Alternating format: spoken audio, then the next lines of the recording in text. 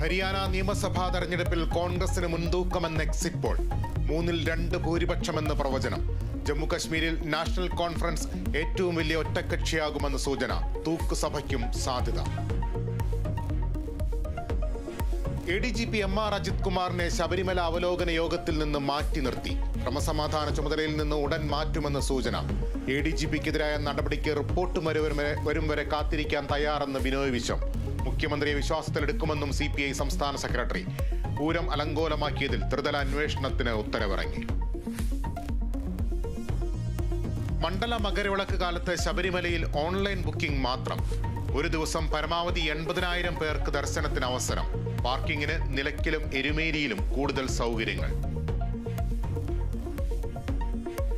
PV Anwar DMK മുന്നണിയിലേക്കെന്ന സൂചന. ചെന്നൈയിൽ DMK നേതാക്കളുമായി ചർച്ച നടത്തി. നിർണായക നീക്കം നാളെ പുതിയ പാർട്ടി പ്രഖ്യാപിക്കാനിരിക്കെ.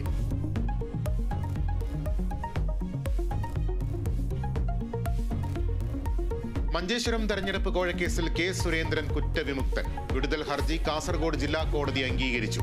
കേസിലെ മുഴുവൻ പ്രതികളെയും വെറുതെ വിട്ടു. ആസൂത്രിതമായി കെട്ടിച്ചമച്ച കള്ളക്കേസെന്ന K. സുരേന്ദ്രൻ. CPM സംഘപരിവാർ ഗൂഢാലോചന വ്യക്തമായെന്ന് VD സതീശൻ.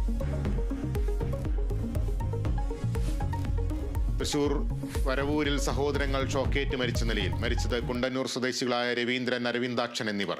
കാട്ടുപന്നിക്ക് വെച്ച കെണിയിൽ നിന്ന് ഷോക്കേറ്റതെന്ന സംശയം. സമീപത്ത് ചത്ത നിലയിൽ കാട്ടുപന്നിയെ കണ്ടെത്തി.